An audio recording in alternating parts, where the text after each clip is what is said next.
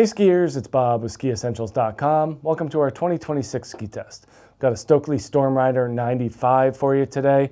This ski gets a few tweaks and updates for 2026, but overall remains the same ski that we saw from the previous generation.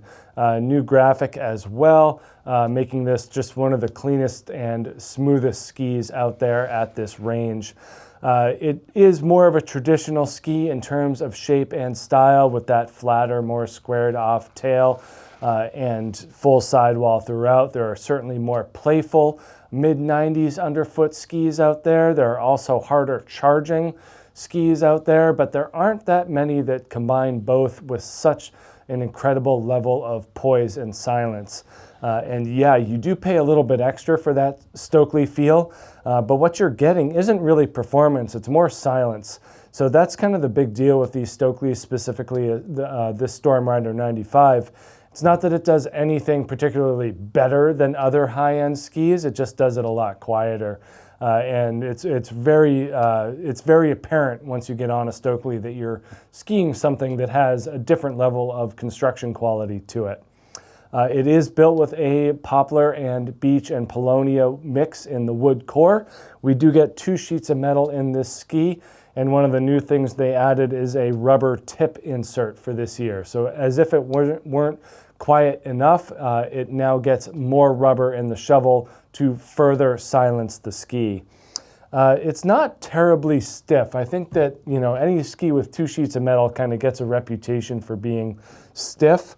But there is flex in the shovel here. It's pretty gradual. When we get it in the Stormrider 88, really you see that flex here. The 95 moves it down a little bit, and that's really emphasizing the softer snow mentality of the ski. But the tail is still quite stiff and responsive. So everything from kind of below the forebody through is very, very stiff. And will certainly let you know that it's there in a carved turn. But you can flex that shovel, making for easier turn initiation, and also increases that off-piste mentality, allows for better flotation and just an overall smoother feel. This is the 188. This is the big one here. We are on the scale 1,915 grams, so still 188 at 95 with 2 sheets of metal, and we're below 2,000 grams. They certainly put emphasis into more lighter weight performance here, and that just allows for an easier set of uses, as well as opening up ability levels, so you don't have to be an expert level skier or super aggressive to have a lot of fun on the Stormrider 95. In terms of shape, that mid-90s is a great place to be for all mountain skiing.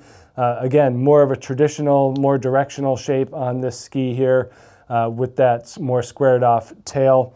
But we do see, a decent amount of taper in the shovel. And we kind of joke about Stockli as they're calling this more of their freeride shape, but there are certainly more playful and freeride oriented shapes and profiles out there. There's nothing dramatic about this rocker profile.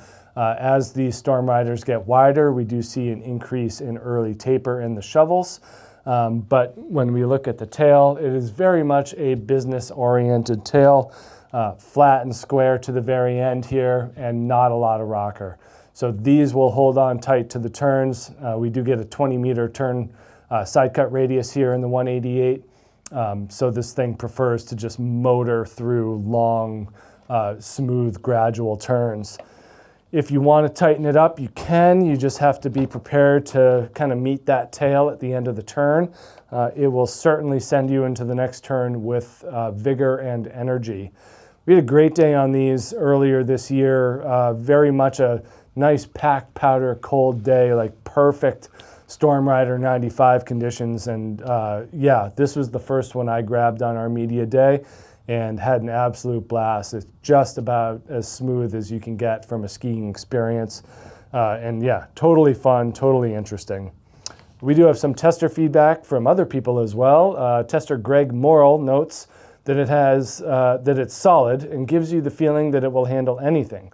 To prove the point, I hit some death cookies and the skis did not deflect. I'm betting it's a great all-mountain ski that loves big arcing turns, but makes great short turns too. good hold on the hard pack, good float in the deep corn. So yeah, great soft snow ski as well, especially if you're using it in a more directional format. Yeah, awesome. They just do a great job nailing this construction, making it feel like an extremely upscale ski. You know, we talk about the cost. If you're really kind of worried about that, we always kind of joke that, yeah, just don't go out to dinner a couple of times and there's a couple of $100 extra in your pocket that you can then spend on a Stormrider 95 and just have a really pleasing ski experience, because that's what this thing is all about. So make sure you check out this new Stockli Stormrider 95 here at SkiEssentials.com, and we'll see you out there on the hill. Bye.